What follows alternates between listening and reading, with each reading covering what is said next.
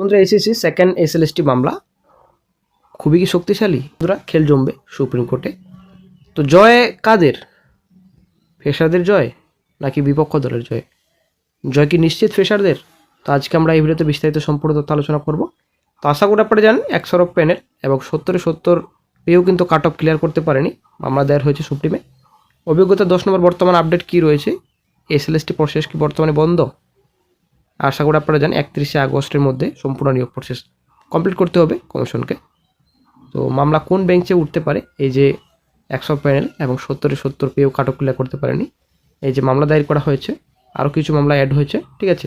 তো আজকে আমরা এই ভিডিওতে বিস্তারিত সম্পূর্ণ তথ্য আলোচনা করব। অবশ্যই ভিডিওটি সম্পূর্ণ দেখুন, শেষ পর্যন্ত দেখুন। যারা নতুন দর্শক অবশ্যই চ্যানেলটিকে সাবস্ক্রাইব করে দেবেন।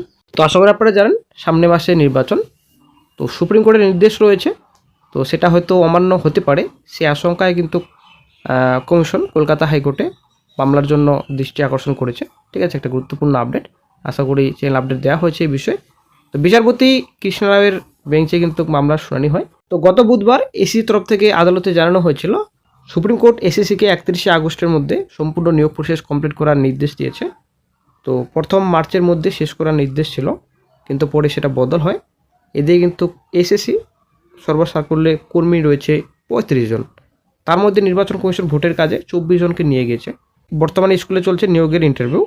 তো এই অবস্থায় নির্বাচন কমিশন যদি এসএসসি ওই কর্মীদের না ফেরায়, তাহলে সুপ্রিম কোর্টের বেঁধে দেওয়া সময়ের মধ্যে নিয়োগ শেষ করা যাবে না। তো এসএসসি হাইকোর্টে যেটা দাবি জানায় যে কর্মীরা স্বশাসিত সংস্থার কর্মী, সেখান থেকে কর্মী নির্বাচনের জন্য নিয়ে নেওয়া যায় না। আগামী সোমবার কিন্তু আবারও এই মামলার শুনানি হবে। তো বন্ধুরা আশা করি আপনারা জানেন নতুন করে এমএ দায়ের হয়েছে সুপ্রিম কোর্টে, আপনারা অনেক শিখতে পাচ্ছেন। তো এমএ কিসের জন্য করা হয়েছে আশা করি আপনারা জানেন। 70 পেয়েও কিন্তু কাট অফ ক্লিয়ার করতে পারেনি ফ্রেশাররা। এখানে আপনাদের এই যে 100 প্যানেল যেটা সুপ্রিম কোর্টের নির্দেশ ছিল, সেটা কিন্তু মানা হয়নি, এমনই কিন্তু ফ্রেশার চাকরি প্রার্থীদের বক্তব্য। তো তার জন্য কিন্তু সুপ্রিমে দ্বারস্থ হয়েছেন ফ্রেশার চাকরি প্রার্থীরা, এমএ দায়ের করেছেন। এখানে সম্পূর্ণ ডিটেলস রয়েছে। তো একটা গুরুত্বপূর্ণ আপডেট উঠে আসছে, আপনারা শিখতে পাচ্ছেন বিপক্ষদের পক্ষ থেকে আইএ ফাইল করা হয়েছে, এখানে সম্পূর্ণ ডিটেলস রয়েছে।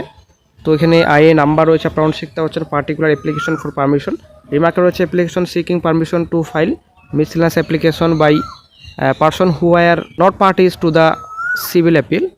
তো এখানে ফাইল বাই এখানে দেখতে পাচ্ছেন, এখানে নাম রয়েছে 19/3/26, স্ট্যাটাস এখানে দেওয়া রয়েছে, সেল নাম্বার রয়েছে, আপনারা দেখতে রিমার্ক রয়েছে application for condonation of delay, other documents রয়েছে, এখানে বকালতনামা রয়েছে আপনারা দেখতে পাচ্ছেন। তো ডকুমেন্ট নাম্বার রয়েছে, ডকুমেন্ট টাইপ রয়েছে, দেখতে পাচ্ছেন 19/3/26 রয়েছে, ডেট রয়েছে। কিন্তু আশা করি আপনারা জানেন তড়িঘড়ি করে মামলা দায়ের করা হয়েছে সুপ্রিমে। তো মিসেলেনিয়াস অ্যাপ্লিকেশন করা হয়েছে। এই যে 100 প্যানেল রয়েছে আশা করি আপনারা জানেন। তো 100 প্যানেলের অনেক প্রার্থী মোটামুটি এই যে প্যানেল রয়েছে সেকেন্ড এসএলএসটি প্যানেলে কিন্তু অনেক প্রার্থী এখনও রয়েছে ফ্রেশার চাকরি প্রার্থীদের বক্তব্য, ঠিক আছে। এখানে হাজার খানেকের মতো বলা হচ্ছে, হয়তো 1000+ হবে, এটা অনেকটাই নিশ্চিত ফ্রেশার চাকরি প্রার্থীরা। তো তার জন্য কিন্তু মামলা দায়ের করা হয়েছে, অ্যাকচুয়ালি এমএ দায়ের করা হয়েছে, যেটা এর আগের সুপ্রিমের নির্দেশ আশা করি আপনারা জানেন। এবং এই যে কিছুদিন আগে ওএমআর মামলা ছিল, ঠিক আছে, সেটা কিন্তু জাস্টিস সঞ্জয় কুমার স্যার উনি কিন্তু পরিষ্কার বলেছেন যে নির্দেশ দেওয়া হয়েছে সুপ্রিমের তরফ থেকে, সেটা কেন পালন করা হচ্ছে না, এমনই কিন্তু কমিশনকে বলা হচ্ছে নির্ভরের তরফ থেকে। এবং আশা করি আপনারা জানেন যাদের চাকরি চলে গেছে এবং যারা অযোগ্য চাকরিহারা, তো তাদের কিন্তু টাকা ফেরতের নির্দেশ দিয়েছেন সুপ্রিম কোর্ট, সেটাও কিন্তু এখনও পর্যন্ত পালন করেনি রাজ্য সরকার।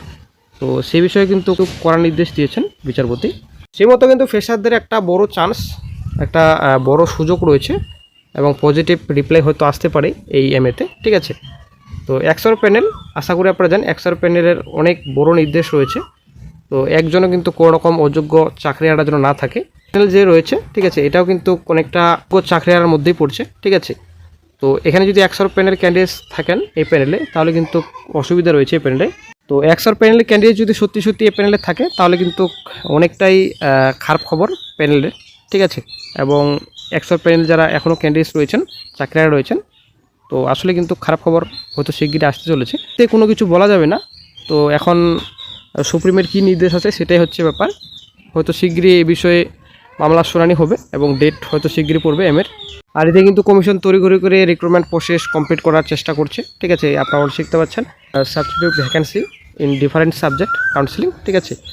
তো আপনারা দেখতে পাচ্ছেন এবং যে সুপ্রিম কোর্টের নির্দেশ রয়েছে সেটা যেন অমান্য না হয়, নির্দেশ যেন পালন হয়। এবং এদিকে কিন্তু সুপ্রিমের অনেক নির্দেশ রয়েছে, সেদিকে কিন্তু নজর দিচ্ছেন না রাজ্য সরকার। এটা পরিষ্কার বোঝা যাচ্ছে রাজ্য সরকারও হয়তো এই যে জল ঘোলা রয়েছে এই ঘোলা জল থেকে হাত ধুয়ে নেওয়ার। তারপর বন্ধুরা এদিকে রয়েছে এক্সট্রা 10 মার্কস অভিজ্ঞতা 10 নম্বর মামলা। তো আশা করি আপনারা জানেন নতুন বেঞ্চে এখন মামলা উঠতে চলেছে আগামী এপ্রিল মাসের সেকেন্ড উইকের পর, ঠিক আছে। হয়তো সেকেন্ড উইকে মামলা উঠবে এক্সর প্যানেল এবং এক্সট্রা 10 মার্কের। তবে অভিজ্ঞতা যে 10 নম্বর এখনও কিন্তু সুপ্রিমে এ বিষয়ে মামলা দায়ের হয়নি হয়তো। তবে এই বিষয়ে একটা গুরুত্বপূর্ণ আপডেট শীঘ্রই পাওয়া যেতে পারে এক্সট্রা 10 মার্কসের বিষয়। তো সুপ্রিমে এই বিষয়ে অবশ্যই দ্বারস্থ হবেন হয়তো ফ্রেশার চাকরি প্রার্থীরা, কারণ এক্সট্রা 10 মার্কসের জন্যই কিন্তু আজকে 70-70 পেয়েও কিন্তু কাট অফ ক্লিয়ার করতে পারেনি ফ্রেশার চাকরি প্রার্থীরা।